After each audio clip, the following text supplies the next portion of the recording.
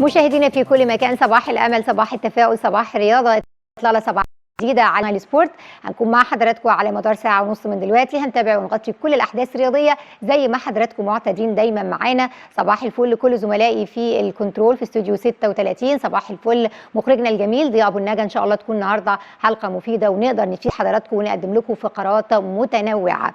بالتاكيد بطوله الامم الافريقيه النهارده وكل يوم حتى نهايه هذه البطوله كل برامجنا هتكون لها نكهه خاصه، نكهه هذه البطوله اللي احنا بننتظرها كل عامين بشغف شديد، وربما يزداد هذا الشغف بعد ذلك لاكثر من سنتين، ربما نصل ل4 أعوام حسب قرار موتسيبي رئيس الاتحاد الافريقي لكره القدم، عايز يخلي هذه البطوله كل 4 أعوام. وطبعا ده يعني على غير المعتاد في القاره الافريقيه، لكن هو عايز يخليها مماثله على نظام الاوروبي.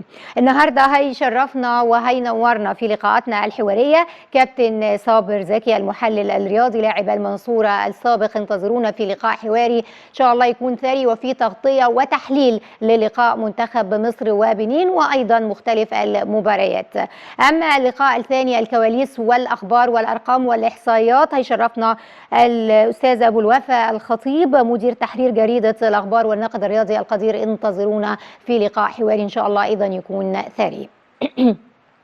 يلا ناخد حضراتكم لابرز الاخبار اللي معانا النهارده، وبالتاكيد زي ما قلنا نكهتها كمان البطوله الافريقيه، وكمان نكهه سبيشال شويه او خاصه شويه اكيد منتخب مصر ومباراتنا بالامس امام بنين. حسام حسن اكن كل الاحترام لجماهير المغرب لمساندتهم لنا، والفيديو تم فهمه بالخطا.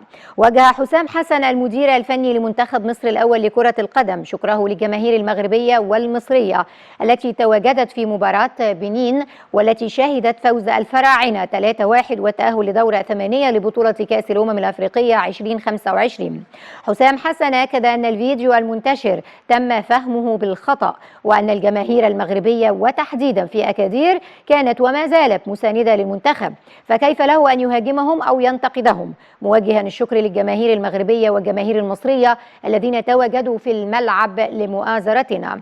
حسام حسن المدير الفني لمنتخب مصر عقب الفوز على بنين 3-1 والتأهل لربع نهائي أفريقيا قال إن هو بيهدي هذا الفوز للجماهير المصرية وللشعب المصري، وقال كمان إن هو حزين على إصابة كابتن محمد حمدي بالرباط الصليبي، لأن هو لاعب مميز وليه دور كبير مع منتخب مصر، لكن شفاه الله وعافاه وبنقول له مليون سلامة، وان شاء الله يكون كمان افضل من الاول. هذه الاصابه كانت زمان يعني مش قادره اقول لحضراتكم كانت صعبه قد ايه، ممكن ان هي تؤدي الى يعني توقف اللاعب عن ممارسه كره القدم، لكن العلم اتطور والدنيا اتطورت وكل حاجه دلوقتي الطب اصبح يعني في افضل حالاته مقارنه بالفترات الماضيه. ان شاء الله يرجع ويرجع كمان سريعا باذن الله قرابه 6 أشهر او 8 ربما، ده بيتوقف طبعا على كمان حاله اللاعب ورغبته في العوده سريعا الى الملاعب. حسام حسن كمان قال في المؤتمر الصحفي عقب المباراة سعداء بالفوز والتأهل لدور 8 في بطولة هي الأقوى من سنوات. منتخب بنين منتخب قوي وفريق قوي أدى مباراة جيدة، وكما قلت لا يوجد فريق سهل. أشكر اللاعبين على المجهود الكبير المبذول، وجميع أفراد الفريق سيقاتلون في مباراة دور 8 وبيهدي الفوز لمحمد حمدي. اتكلم كمان عن إصابة تريزيجيه وقال عنده إصابة في أربطة الكاحل وجاري تجهيزه للمباريات المقبلة، وقال إنه بيحترم كل المنتخبات، وقال إن لاعبو منتخب مصر عندهم روح عالية ويعني عندهم كمان دور في الفترة القادمة قوي. قال كمان اتكلم عن كابتن محمود الجوهري وقال ان هو سيظل اسم كبير بالنسبة لي، واكتسبت الخبرات الكبيرة من كابتن محمود، وقال انه على طول هيبدأ التجهيز لمباراة دور 8 ومستعدون لمواجهة اي فريق. امتلك 27 لاعبا كبيرا، اشكر الجهاز الطبي والاداري والجميع داخل المنتخب. دي تصريحات المدير الفني لمنتخب مصر كابتن حسام حسن عقب مباراتنا مع بنين واللي انتهت بفوز منتخب مصر 3-1 وتأهلنا لدور 8. وإن كان يا كابتن حسام يعني كل التقدير لحضرتك أكيد، لكن في علامات استفهام كثيرة حول أداء منتخب مصر في مباراته أمام بنين.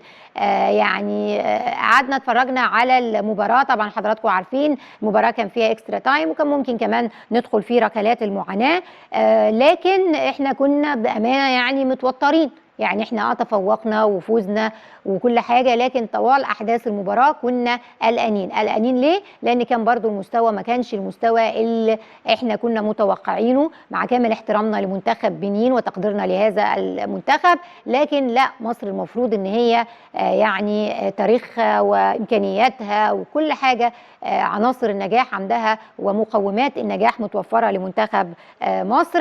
فكنا قلقين، نعم كنا قلقين بشكل كبير، كنا قلقين في هذا المباراه، لكن نأمل بقى إن شاء الله في المباراة القادمة سواء كانت كوت ديفوار أو سواء كان بوركينا، أيا كان الفريقين محترمين، اللي احنا نشوف شكل تاني لمنتخب مصر وما نقعدش لحد آخر ثانية في المباراة واحنا قلقانين على حسم نتيجة هذا اللقاء. محمد صلاح عن ترشيح مصر للفوز افريقيا معظم لاعبينا من الدوري المحلي. محمد صلاح نجم منتخب مصر تحدث عن المرشحين للتتويج بلقب النسخة الحالية في افريقيا، وقال صلاح معظم اللاعبين في منتخب مصر بيلعبوا في الدوري المحلي، وده هذا ما يمكن أن أقوله. وأكد محمد صلاح قائد منتخب مصر أنه بيحلم بالتتويج بلقب كأس الأمم الأفريقية بعد نجاح المنتخب في التأهل للدور ربع النهائي على حساب بنين. وقال محمد صلاح كنا أفضل بدنيا من الفريق المنافس، لكن المستوى الفني متقارب مع الفريق المنافس، لا يوجد فريق يخسر بفارق 4 أو 5 أهداف. أنا سعيد بالفوز، لم أكن أحلم أن ألعب في هذا المستوى، لذلك التتويج باللقب شرف كبير. أكيد شرف كبير كابتن محمد صلاح، نحترم كلامك، لكن اللاعبين المحليين احنا قبل كده أيام كابتن حسن شحاتة كان منتخب مصر هو تقريبا كله لاعبين محليين، حصلنا على أكثر من بطولة 2006 و2008 و2010، وكان قوام منتخب مصر اللاعبين المحليين، فده لا يقلل أبدا من منتخب مصر، مش عشان اللاعب ما احترفش بره ده بنقلل منه، بالعكس ربما ما اخدش فرص، ربما في عوامل كثيره بتعوقه في ده، لكن اللاعيبه المصريه ايضا لديها قدره، وان شاء الله يكون القادم افضل. وبعدين وجود محمد صلاح، وجود مرموش، ادي اللمسه وادي النكهه الاوروبيه موجوده، ومصطفى محمد كمان، وان كنا لا نشعر بتواجده حتى الان مع منتخب مصر. وهطرح ده اكيد مع ضيوفي الكرام وتاثير عدم الاستعانه بمصطفى محمد في المباريات الاخيره، وبالتحديد مباراه امس ان شفنا نزل في اخر ثانيه وبعدين محمد صلاح جاب الجون، فده برضو اكيد ليه معنى. أشرف صبحي بعد فوز مصر على بنين كل مباراة في الأدوار الإقصائية بطولة. دكتور أشرف صبحي وزير الشباب والرياضة علق على فوز المنتخب الوطني المصري على منتخب بنين ب3 أهداف مقابل هدف في المباراة التي أقيمت ضمن منافسات دور ال16 في بطولة كأس الأمم الأفريقية. دكتور أشرف قال إن كل مباراة في الأدوار الإقصائية يعني تعتبر بطولة قائمة بذاتها، مؤكدا أن الوصول إلى هذه المرحلة يعني مواجهة منتخبات قوية بلا استثناء.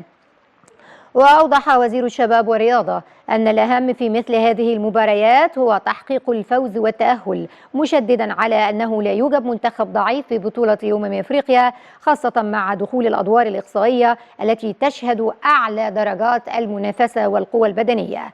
وأشار وزير الشباب والرياضة إلى أن سيادة الرئيس عبد الفتاح السيسي يقدم دعما كبيرا للرياضة المصرية بوجه عام وللمنتخبات الوطنية بوجه خاص، مؤكدا أن هذا الدعم يمثل دافعا قويا لمواصلة العمل والسير خطوة بخطوة نحو تحقيق هدف التتويج بلقب البطولة. نتمنى ده إن شاء الله سيادة الوزير في الأيام القليلة القادمة.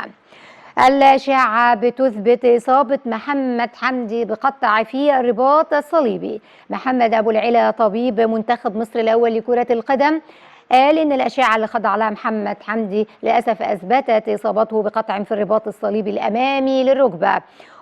يعني نتمنى لك الشفاء كابتن محمد، أديت أكتر من مباراة برجولة، ولكن ان شاء الله يعني تتعالج وترجع تاني افضل من الاول. طبعا خروجه من الملعب كان واضح ان الاصابه خطيره جدا وقاسيه جدا. توقعنا ده على فكره من مشهد خروج اللاعب من الملعب، ومدى شفنا قد ايه يعني الوضع كان سيء للاسف. لكن ان شاء الله نقول قدر الله وما شاء فعل، الافضل قادم باذن الله. كابتن محمد حمدي مليون سلامه. اتحاد الكرة محمد حمدي سيتوجه إلى ألمانيا للعلاج بعد إصابته أمام بنين. مصطفى أبو زهرة عضو مجلس إدارة الاتحاد المصري لكرة القدم أكد أن اللاعب محمد حمدي هيغادر إلى ألمانيا خلال الأيام المقبلة لتلقي العلاج بعد إصابته بقطع في الرباط الصليبي خلال مباراة مصر وبنين. وأشار أبو زهرة في تصريحات تلفزيونية إلى أن العملية والعلاج ستكون تحت إشراف متخصص، متمنيا الشفاء العاجل لحمدي وعودته القوية للملاعب. امبارح المباراه كان فيها اصابات كتيره برضو. تريزيجيه امبارح تم يعني شفناه اصابته في الملعب، حتى قلع الشوز وخرج. محمد ابو العلا طبيب منتخب مصر الاول اكد ان الاشعه اثبتت اصابه تريزيجيه لاعب الفراعنه بتمزق في اربطه الكاحل، وجاري تجهيزه للحاق بباقي مباريات البطوله. ان شاء الله تكون بسيطه وترجع تاني تريزيجيه افضل من الاول. تغييرات في تشكيل منتخب مصر في ربع نهائي افريقيا. طبعا الاصابات هتفرض نفسها وفي الفترة القادمة، طبعا سواء إصابة حمدي أو إصابة تريزيجيه. وزير الشباب والرياضة وأبو ريدة بيجتمعان بمنتخب مصر، واجتمع معهم كمان السفير المصري بالمغرب أحمد نهاد، وقدموا التهنئة لمنتخب مصر الأول لكرة القدم عقب فوزه على منتخب بنين 3-1.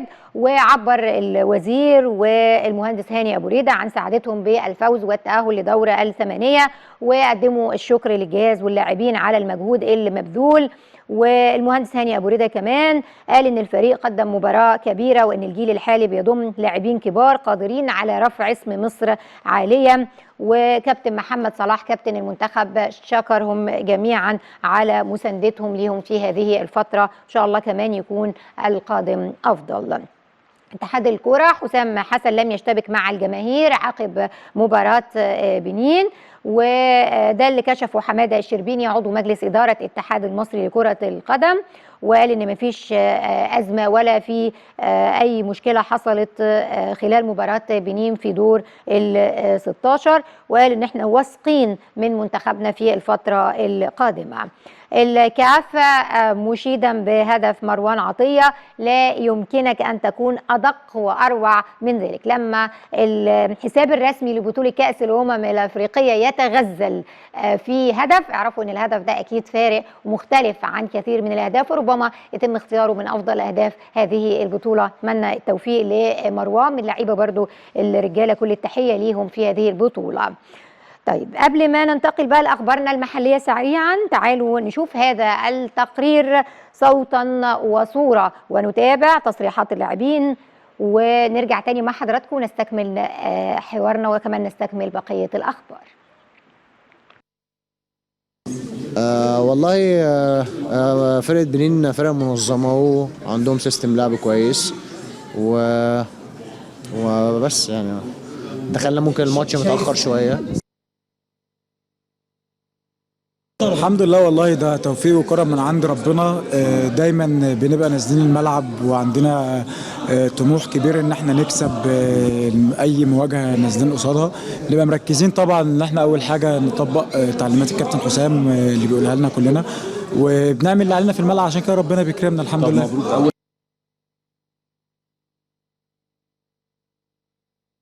الحمد لله ربنا كرمنا بالصعود، ومرحله ما وصلناهاش للبطوله اللي فاتت، ودي حاجه بنحمد ربنا عليها.